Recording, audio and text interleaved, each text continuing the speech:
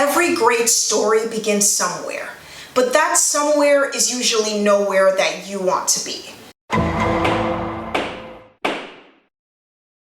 I ended up in a situation that I did not want to be in, but it allowed me to go somewhere that I did want to check out.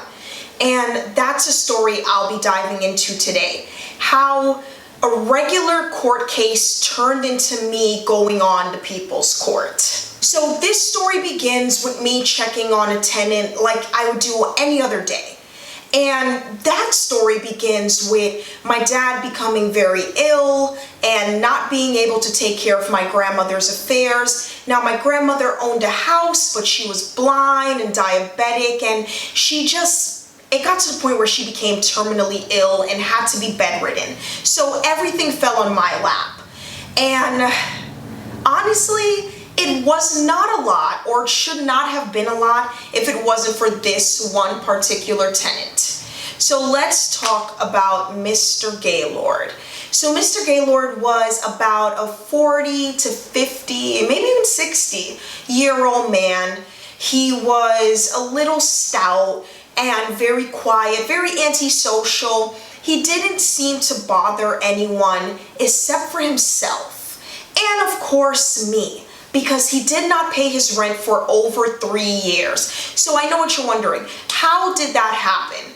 And to make a long story short, my aunt, who was originally taking care of my grandmother's affairs, was allowing him to have this kind of weird payment plan. So now my aunt was my grandmother's sister, and I was only 2 years younger than her. So of course she was up in age too. These are two 90-year-old women that are trying to live their best life despite the circumstances. And sad to say, she passed away, and that's how everything fell on my lap, because my grandmother couldn't take care of it herself. So I start to realize that this man was paying $500 here, and then he would say he would have the rest next week and then never come. And it basically kept going until he just stopped paying altogether. So one day I get a call, and it's a tenant, and they're like, hey, the oven's broken. So I'm like, okay, what's up with the oven? And they're like, well, it's not lighting. It doesn't work. And I'm like, does the stove work? Kinda, sorta. So I go downstairs, I open the oven, and I see this jelly thing. It's like a paste, but it looks it doesn't look like food, but it doesn't look wet either. So I asked everyone in the building, hey, has anyone used the oven on the left side of the house? Does anyone know what spilled in the oven? And everyone said it was this guy Gaylord.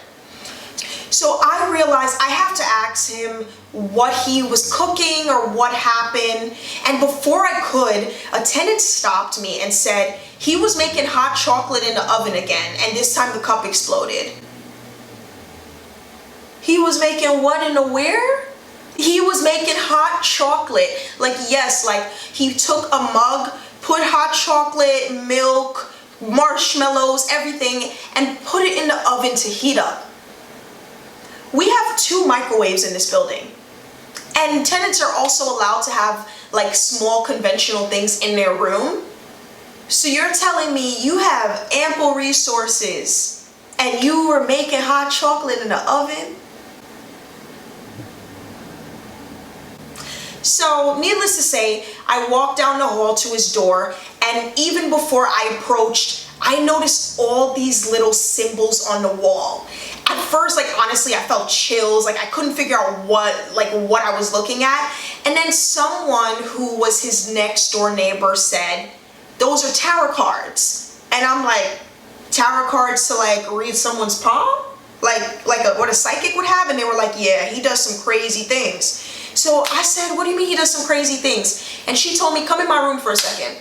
When I go in this girl's room, there are holes all throughout her wall.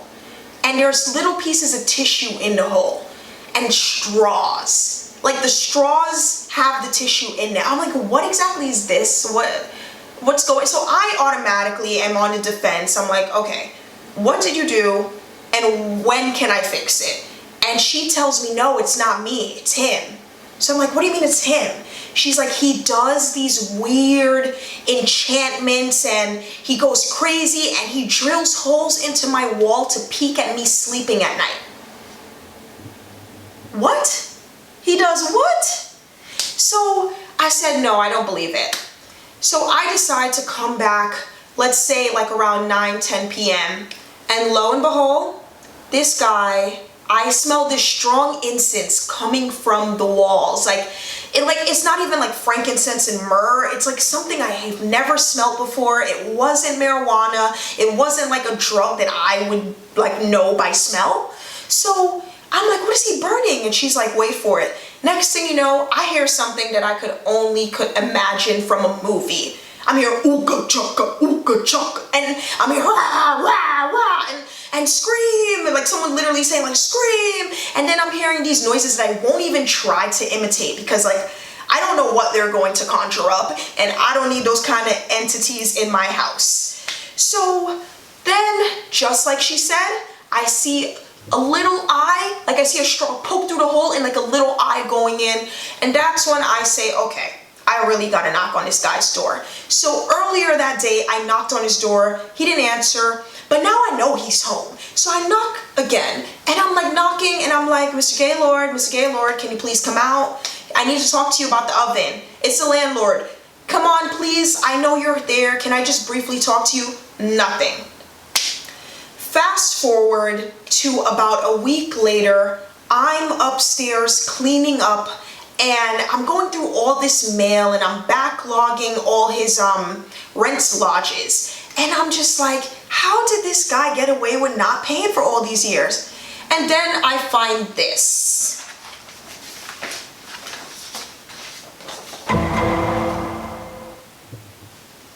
Ain't nobody got time for that. The People's Court with Judge Marilyn Milian is interested in reviewing the case filed against you by Gaylord for $5,000. Please be advised that the People's Court was not contacted by your plaintiff. We are a neutral party. And then it lists the benefits of coming on the show and the producer to reach out to. So I'm like, how did these people get my name and address? So I call the number and I speak to the producer, and she tells me that what the show does is pull cases from the actual dockets across America. So they go to several courthouses and they have someone there that's telling them, hey, this sounds like a juicy case. So she explains to me all of the benefits of coming on the show, but honestly, I'm not listening at this point because I don't want to come on the show. I'm thinking this is nonsense. I'm thinking he called them, and then a day later, I get the actual letter from the New York City court. And it doesn't state what he's suing me for, but it states that he's suing me for 2 separate charges for $2,500. So now I call her back and I said, hey, I got the letter. And she's like, hold on to it. And she tells me all these different documents that I have to gather and put together. And of course, she explains to me that she's not a lawyer and that if I feel like I need representation to discuss it with a lawyer prior to coming on the show and all of that. But then she really tells me, yeah, but this charges, like, are you interested in hearing the charges? So I said, yeah, of course. And she tells me $2,500 for pain and suffering, and an additional $2,500 for emotional distress. So I said, emotional distress? Emotional distress? After all he's put me through by not paying rent and having countless tenants leave because of his witchcraft? She was like, hold on a second, did you say witchcraft? Hold up. Wait a minute. Is that not why you called me? I figured that all the witchcraft and the black cat and the sand he lays out on the steps and the tarot cards, I thought that you thought it would be like interesting for television, that would make the show kind of wild. She's like, I have no idea about that. So I said, what exactly does the case list? And she tells me, well, I can't tell you that because that'll spoil the show. But what I can tell you is that he's saying that you've hurt his feelings and that he feels intimidated by you as well as the other tenants. He's labeled you his landlord. He said that these other tenants are bullying him, and you'll find out more if you decide to come on the show. So after having another phone call with her, I signed all the contracts and she set up the date and time. Like, everything happened really fast. And this was very strange to me because I was dealing with New York City courts where you could have the same case for like over 6 months. Sometimes you could have a case spill over into another case and it turns into 2 years. So to have someone say like, yeah, we'll bring you to court and we'll get it settled in 1 day. Can you come next week? But of course I had other arrangements to settle and I ended up going to the show 2.5 weeks later, and this is what happened. So the night before shooting the show, I get this phone call pretty late from the producer, and she explains that I have to wake up mega early in order to keep us separated. So I said, what? What are you talking about? Like, are we not writing together? She said, no, definitely not. Like, we never planned for you to write together, but now he's called me several times and he's explained that he's fearful for his life and that someone threatened his cat and he thinks that you may hurt him. So I'm like, this 50-year-old man that weighs like 5 times as much as I do thinks that my little 20-year-old self could do something to him. And she said, yeah. Well, all I know is that a black car is coming to pick you up at 6:30 a.m. and then we're going to go pick him up at 7:45. So now I have to get to the studio unnecessarily early to wait for him. So when I got there, things actually went pretty quick. They put you in a room with other people having cases. So I honestly think they put, like, let's say all the defendants together and all the plaintiffs together, but I never saw him until I got in the actual courtroom. So they take you from that room to hair and makeup. Then hair and makeup lady was actually extremely sweet too. And then the producer talks to you for literally like 5 seconds. Like, I can't even say it was a minute. She says, remember everything we talked about on the phone? You got this, you can win this case. And like, she's hyping you up and literally like they push you inside. So the doors just fly open and you hear the narrator say, coming in on this corner, the defendant. She's 20 years old. She's a college student. She says that he's been harassing her. Coming in on this side, the plaintiff. He's 50 years old. He's an unemployed man who says that he gets comfort from being at home with his cat, but he can't do that because he's getting bullied. Now, this is on the docket. Here comes Judge Milione. And I know, very dramatic, but it was actually pretty like if you have a link to the video or if you've seen my episode, please drop that link below or please comment what you thought below, because the whole beginning part, I was just like in awe. I was just staring at her because she's very beautiful in person and she's very well spoken and she's kind of scary. Like, if you guys think Judge Judy is scary, like, she's kind of like cut dry, like she's straight to the point. So she gives him the opportunity to say his side of the story. And this is where I'm just like, this makes no sense. He explains that the kitchen sink has been busted for over a year. And what he has done is create like a makeshift stopper, and he puts it in the bathtub and he fills it up with warm water and he washes all his dishes in the bathtub. And then he says, the reason why no other tenants have ever seen my dishes is because I'm afraid to cook in the kitchen because I'm getting bullied, so I cook in my bedroom. So this is where it all makes sense why his bedroom looked the way it did. He was a hoarder. He had like miniature ovens, miniature pots and pans, and I mean miniature. And they were just like all these different plug-in contraptions. He had like 4 ACs. He was just, it seems like he was literally trying to have like Gordon Ramsay's kitchen in his bedroom, but from the dollar store.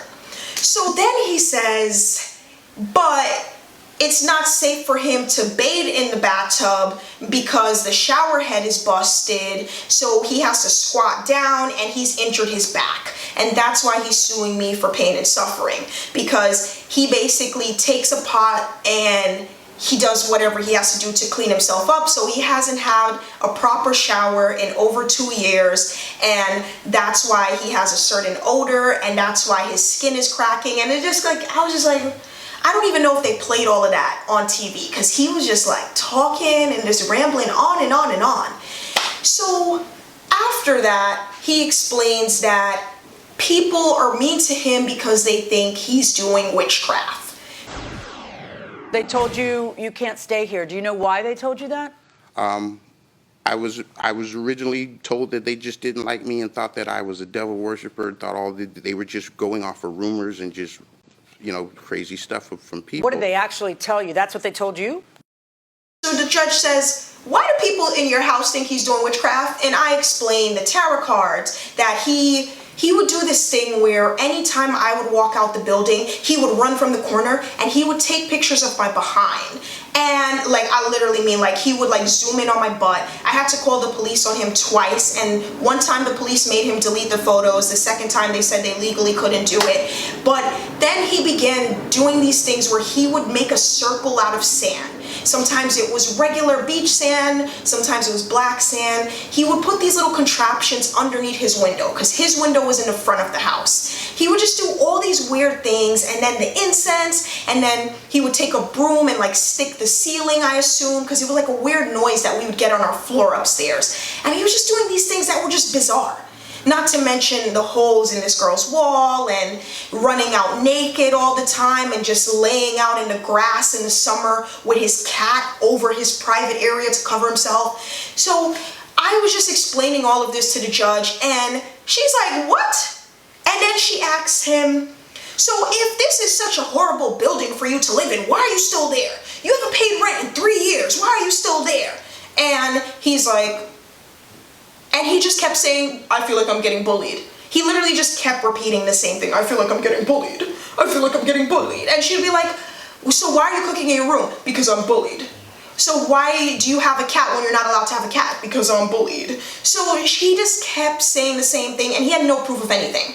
He would say oh, I'm special needs. Where's your documentation? I don't have it. This cat is a licensed comfort pet. Where's your documentation? I don't have it. So she got fed up. And then she turned around and got upset with me. So I was just like, oh, here it goes. And she starts to yell about how I'm not doing something right because I've been in court with him for 2 years. She's like, what's going on with New York City? That's ridiculous. And I kept telling her that every time I would go to court, he would come with another excuse, and they would give him extensions. They would tell him, okay, you have 6 weeks to bring back this document. Okay, you have 6 weeks to get a lawyer. You have 6 weeks to get an advocate since you're special needs and you think you can't convey yourself properly in court. So they kept giving him leeway, and that spanned into 2 years. And then they turned it into a new case, which allowed it to stay for another year. So after all of that, she ruled in my favor. And she said that she, of course, can't say he has to leave, but she's dismissing all the charges. He can't go refile them in court. She's saying that I'm not guilty. I did not give him any emotional distress. I didn't give him any pain and suffering. And that he shouldn't be making hot chocolate in the oven. Why are you making hot chocolate in the oven when the apartment has 2 microwaves? So at the end of the day, that was actually a great experience, and I felt like I was fairly portrayed. I honestly believe he was fairly portrayed too, because when I watched the episode, I was like, yeah, they didn't edit anything. That's exactly what he was doing. He just kept repeating the same thing over and over again. And I brought all the documentation from the People's Court case to the actual court in New York, and they got him out. They were like, no. Now he's making a mockery of our courthouse. So he's filing willy-nilly cases, and he's taking you to television court. What's next? He's gonna fly you out to LA to be on Judge Judy? No, we're not putting up with this. And they gave him 1 week to go. The marshal came and put those locks on, and I was just like, okay, case closed. Next on the docket for the People's Court. But like I said, it was a good experience. If anyone has any questions about what it's like to be on a television court show, or what to expect if you got a letter in the mail and you're going on a court show, or if you just want to know more stories about Gaylord, please comment below. I have no problem telling more stories about him because he was a character.